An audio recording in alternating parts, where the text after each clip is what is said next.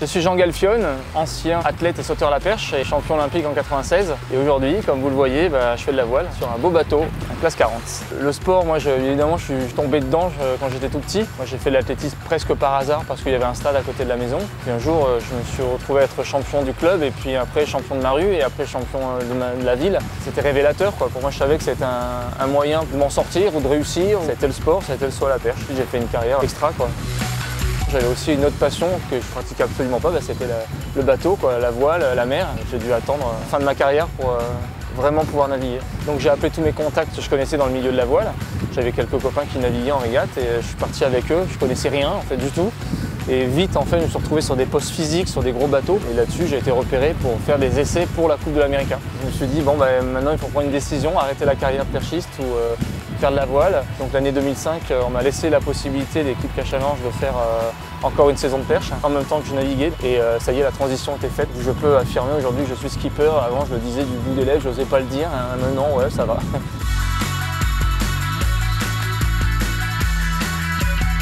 Je suis un passionné de l'activité physique, du sport et surtout de la pratique. Alors arrêter pour moi c'est signe de dépression totale.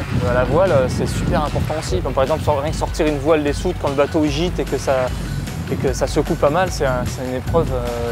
Il faut être bien placé, il faut que le dos soit bien calé, faire des bons appuis.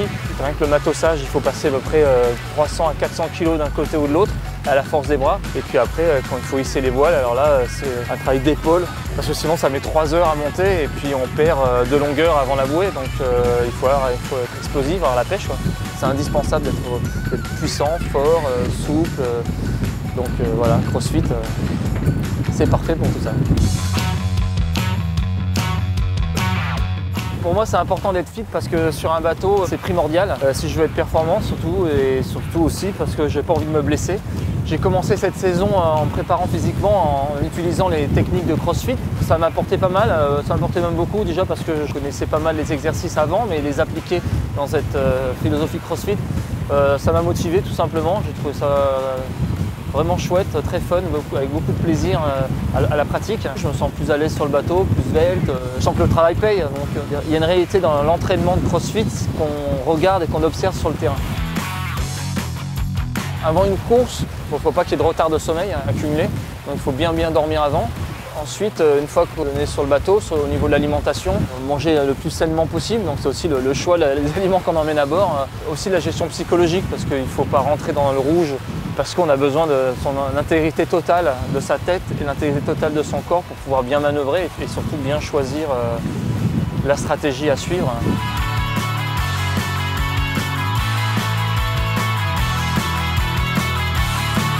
Mon passé d'athlète me permet de bien connaître mon corps, mais même ça sur le bateau, souvent, c'est assez étonnant, c'est que souvent on oublie de manger. On repousse toujours un peu, parce que là, il y a un truc qui se passe, et puis ça dure 2, 3, 4, 5 heures. On rate une phase, quoi, donc ça, c'est pas bon.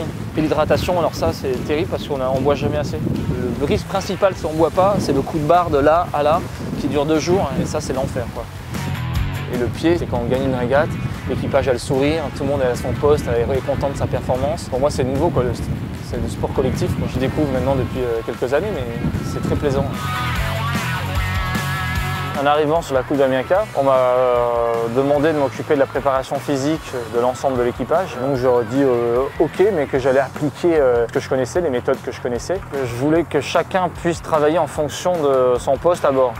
Donc j'avais identifié 4 grandes familles de travail à bord du bateau et je faisais des programmes d'entraînement adaptés à chaque famille. Donc il y avait un ensemble de 10 exercices.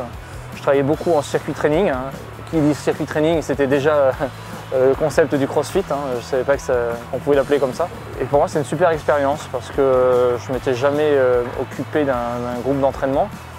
Je m'étais toujours entraîné pour moi et puis partager ça avec une équipe entière, c'était super, quoi.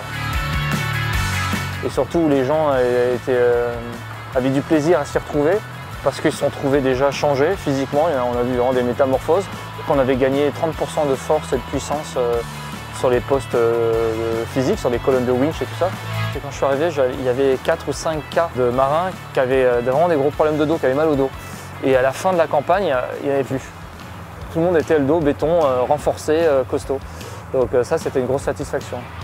Je crois que la clé primordiale, ce qui a contribué à ce succès, c'est que les gens qui venaient dans la salle de sport étaient pris en main. C'était pas on va dans une salle de sport et puis on fait la séance comme on peut, comme on veut. Là, ils venaient à l'heure à l'entraînement, tous ensemble. Il y avait un esprit de club et d'équipe. Et le résultat, il est intervenu, on a pu le mesurer à partir d'un mois, un mois et demi. À vrai dire, pour moi, c'était le premier mois et demi le plus difficile parce qu'il a fallu que je leur dise d'être patient, de me faire confiance. Parce qu'ils venaient me voir, ils disaient ouais, on ne vaut plus rien, on est fatigué, on est nul. Je dis oui, c'est fait exprès, attendez, vous allez voir, dans un mois et demi, la courbe va remonter. Prendre confiance en soi, c'est la première victoire qu'on peut imaginer dans tout sport. C'est-à-dire quand on progresse physiquement, c'est-à-dire sur des exercices, qu'on voit qu'on est capable de dépasser ses limites, et ben on prend confiance en soi, on se dit bah, je suis capable en fin de compte. Et puis en même temps, ils voyaient devant la glace quelqu'un qui ressemblait à un sportif, à un athlète, qui avait progressé. Et je crois qu'arriver sur l'eau après, c'était énorme. En tout cas, ce qui est sûr, c'est que j'ai encore envie de naviguer et je suis aussi curieux de naviguer sur d'autres supports. C'est pour ça que j'ai pas envie de m'enfermer non plus tout le temps sur les classes 40, sur ce type de bateau.